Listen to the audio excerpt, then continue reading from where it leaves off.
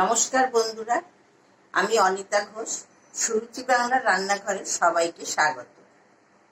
ছোলার ডাল মানে আমরা ভেবে থাকি নিরামিষ, কিন্তু একঘেয়ে ছোলার ডাল নিরামিষ আমাদের নাই খেতে ইচ্ছে করতে পারে। আজ বাদে কাল আমরা নতুন বছরে পড়তে চলেছি। নববর্ষ উপলক্ষে আজ আমি আপনাদের সামনে একটি নতুন ধরনের ছোলার ডালের রেসিপি শেয়ার করতে চলেছি। আসুন আর দেরি না করে আমি রেসিপিটি আপনাদের সঙ্গে শেয়ার করতে চলে যাই। আর বেশি দেরি করব না, চলুন আমার ভিডিওটি পুরো দেখতে থাকুন।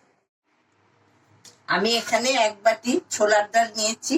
এইটা আমি এখন ধুয়ে ভাপিয়ে নেব। আর এখানে আমি মেটেটাকে ধুয়ে রেখেছি। এখন ছোলার ডাল ধুয়ে ছোলার ডাল আর মেটে আমি সেদ্ধ করে নেব। ছোলার ডাল আমার সেদ্ধ হয়ে গেছে। এখন আমি মেটেটাকে সেদ্ধ করে নিচ্ছি।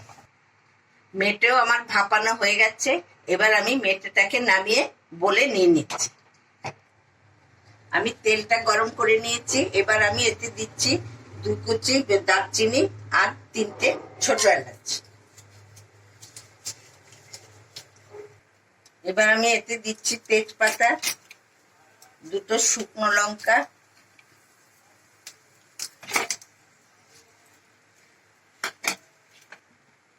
দিচ্ছি পেঁয়াজ কুচি,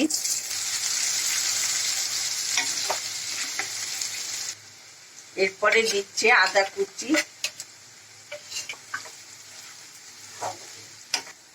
আমি তেলের মধ্যে একটু কাশ্মীরি লঙ্কার গুঁড়ো দিয়ে দিলাম, তাহলে কালারটা সুন্দর হবে।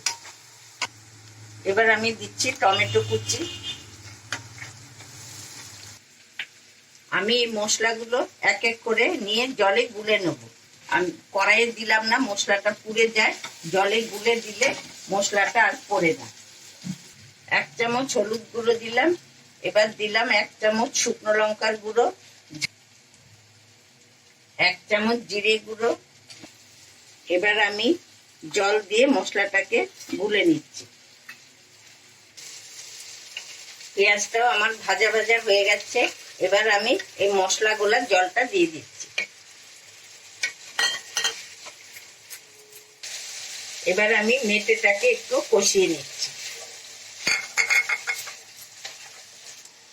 এখন আমি মেটেটার মধ্যে একটু নুন দিয়ে দিচ্ছি। আবার আমি পরে ছোলার ডালে আরেকটু নুন দেব।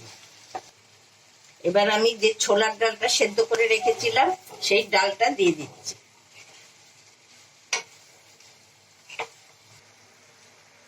দেখুন সেগুলো আমার সবই কষানো হয়ে গেছে।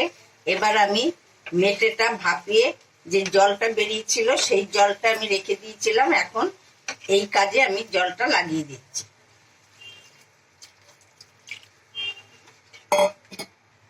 এবার আমি এতে দিয়ে দিচ্ছি 3টে কাঁচা লঙ্কা। তারপরে আমি এটাকে এখন ঢাকা দিয়ে দিচ্ছি। দেখুন আমার ছোলার ডাল ভাপিয়ে রেখেছিলাম বলে ছোলার ডাল আরো ভালো সেদ্ধ হয়ে গেল। মেটেটাও খুব সুন্দর সেদ্ধ হয়ে গেছে। এই দেখুন মেটেও খুব সুন্দর সেদ্ধ হয়ে গেছে। এবার আমি এতে দিয়ে দিচ্ছি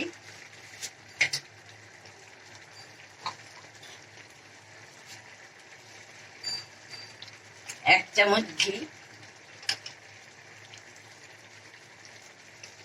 আর দিয়ে দিচ্ছি চিনি গুঁড়ো। আপনারা গোটা চিনিও দিতে পারেন।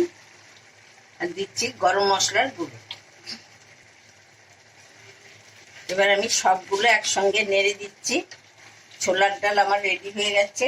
এবার আমি ওপরে একটু ধনেপাতা ছড়িয়ে দিচ্ছি।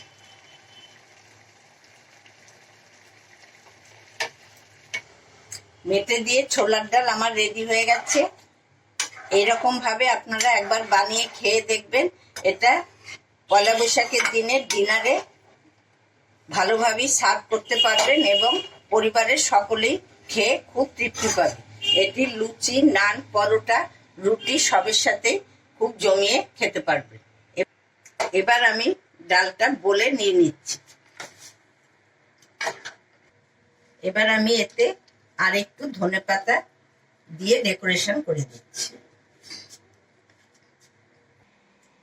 আপনারা এই ডালটি আমি যেমন ভাবে করলাম সেটা একবার বাড়িতে বানিয়ে খেয়ে দেখবেন। আমার রেসিপিটি যদি আপনাদের ভালো লেগে থাকে তাহলে please subscribe, like, share, comment করে আমার পাশে থাকার চেষ্টা করবেন। ইউটিউব থেকে দেখলে ওখানে সাবস্ক্রাইব করবেন, আর ফেসবুক থেকেও আমি ছাড়ি, ফেসবুকেও দেখে নেবেন।